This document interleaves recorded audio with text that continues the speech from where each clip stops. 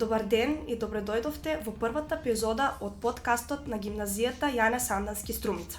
Јас сум Николета Апостолова и наш денешен гостин е Коста Мачуков, кој на само 16 годишна возраст сам слета во САД благодарение на стипендија што ја доби преку програмата поддржана од Американскиот парламент.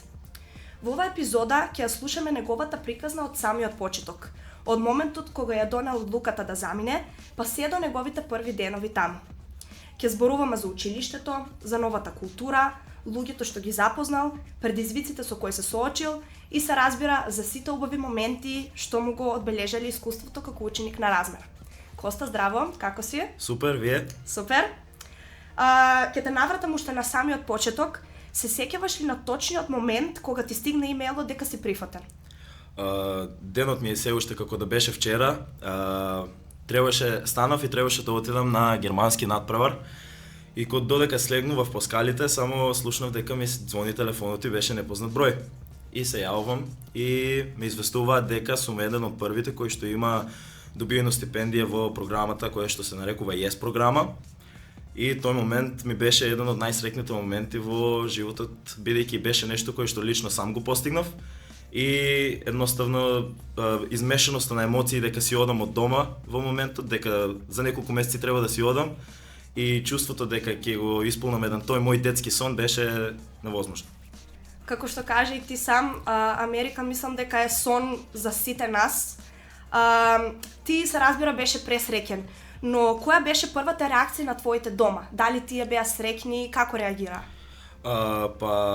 Нормално дека беа среќни, бидејќи тоа за едно дете на 16 години представува сепак пред се голем успех, но тагата во нив беше дека нема да сум дома и ќе бидам многу далеку илјадници километри, но сепак тие се жртви кои што морат да бидат направени за остварување на еден сон, било кој што во мој случај беше мојот амерички сон. Ти таму престојуваше кај фамилија домаќин, дали однапред комунициравте со нив, сепак се непознати луѓе, но сепак беше со нив 9 месеци, скоро една година? Со мојата фамилија домаќин комунициравме 3 месеци пред јас да заминам за САД, но сепак се беше многу добро организирано од програмата, така што секоја фамилија мора да има направено различни документи, да нема криминален рекорд и така, затоа не беавме скептични од таа страна.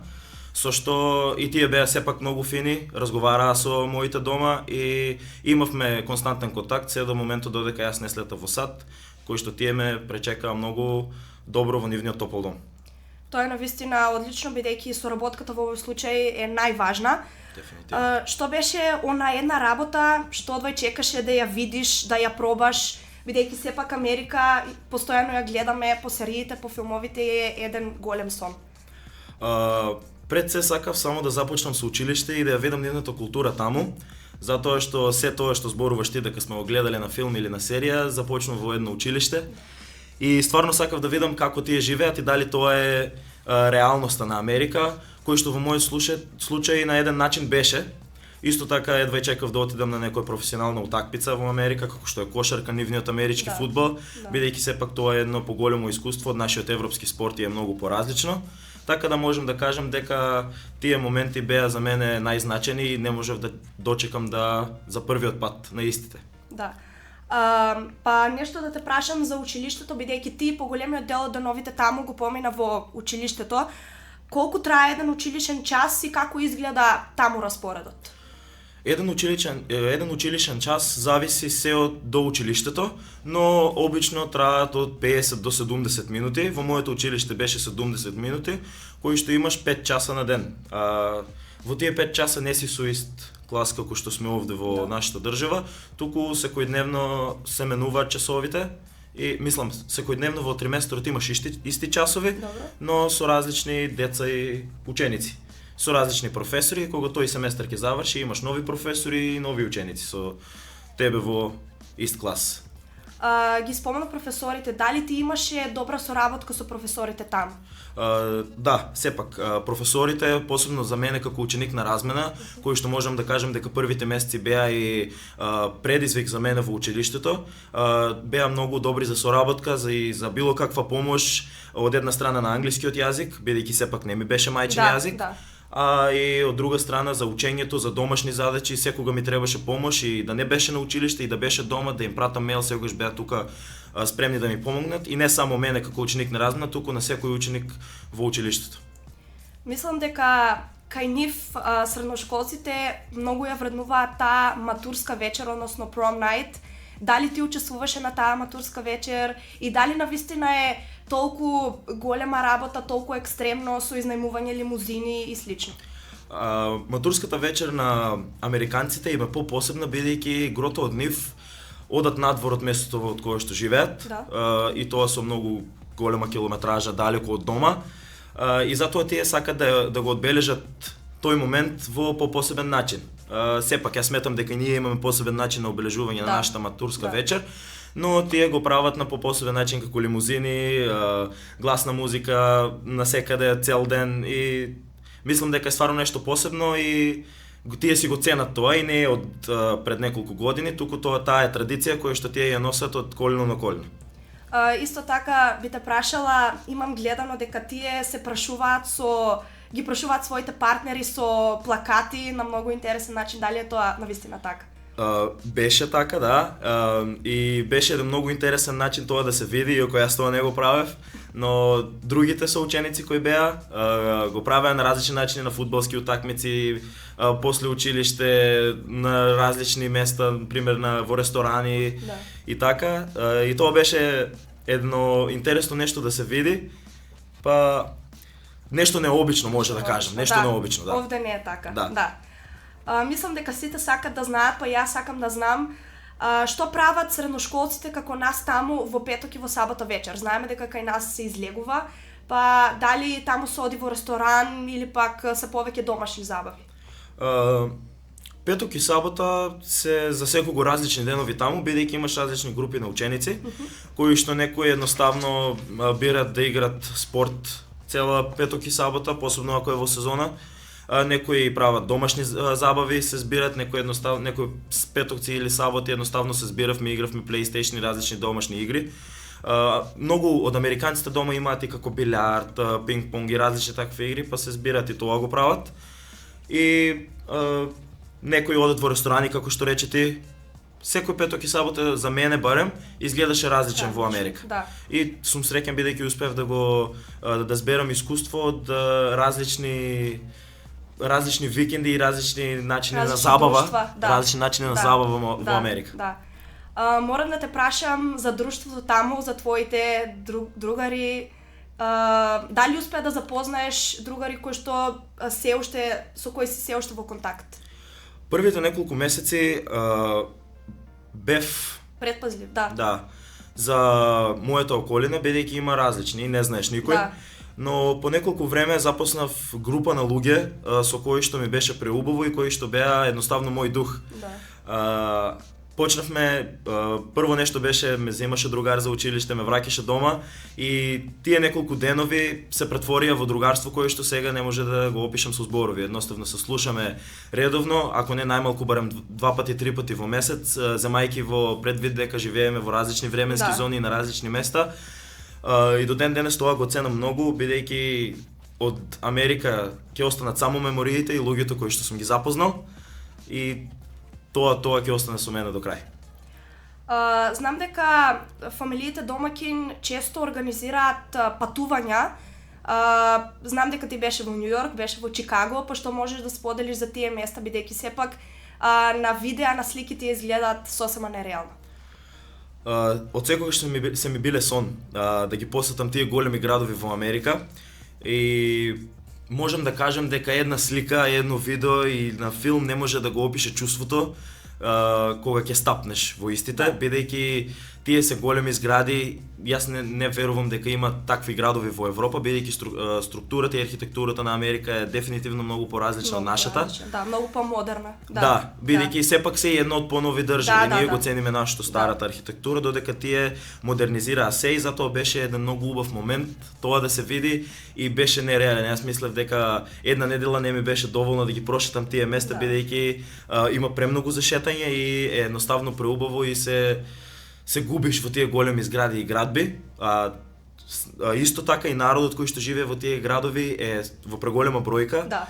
и едноставно има големи звезди кои што се шетаат на улици, има некои што немат ништо да јадат, а во наредните денови може и тие да станат големи звезди. Така да тие се градови на непредвидност, од кои што никој може да стане нешто, а и тој што е нешто може да стане никој. И затоа се посебни, според мене. Целосно се согласувам. Претпоставувам дека ти во тој период беше одсутен од училиште, па сакам да те прашам како се оправда, дали со медицинска белешка, како беше тоа? Начинот на оправдување за губење на училишни часови беше само да се јават твоите родители, во кои што мојот случај беа домаќин фамилијата, додека тие дават да бидеш одсутен е во ред, но да не биде во преголеми часови, да не биде премногу. Да.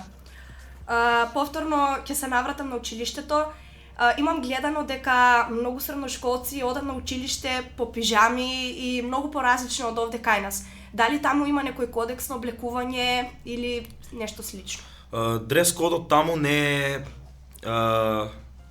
па може да кажем и дека го нема. Го нема, да.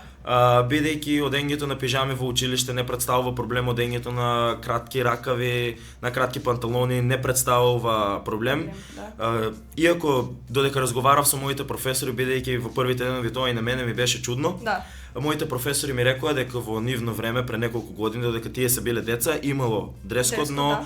поради нештото кои што се менат во Америка за прифакинг таков каков што си, како што го знаеме сите Америка, мораше да се промени тоа, бидејќи представуваше целина, представуваше нов дел, нова култура Америка која што ја создаде и како што може да гледам ја пренесува и на други држави, низ Европа и низ целиот свет.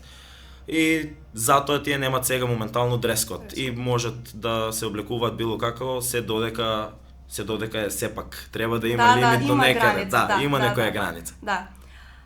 Како што кажа и ти, доста долго време го поминувавте вие во училиштето, па морам да те прашам за мензата во училиштето во Америка. Што на вистина се јаде во училиштето таму? Па во мензата имаше различни видови на храна, од пилешко до различни видови, имаш пица, имаш и секој ден се менуваше и на мејл имавме, бидејќи работевме на компјутери, на мејлот ни стигаше што има денес за ручак. И едноставно ако сакаш можеш да одеш да јадеш од мензата, ако не можеш да излезеш да си купиш нешто однадвор, освен ако си прва година средно. Добро. Тие имаат лимити, не смеат да излегуваат од училиштето, бидејќи немаат полни 16 години. Да, за безбедност. Да, поради безбедност, бидејќи таму безбедноста се цени многу и ако кажеме на пример одсутен професор, не може да нема час или да се губи или да се прави замена поради тоа што мора да има професор на замена, затоа што во тој момент ученикот треба да е на училиште и ако не дај Боже му се случи нешто на ученикот, ќе одговара самото училиште, бидејќи тоа е пишен дека оди на училиште во тој период. Епа, мислам дека сакаме да знаеме колку чини таму од прилика еден оброк.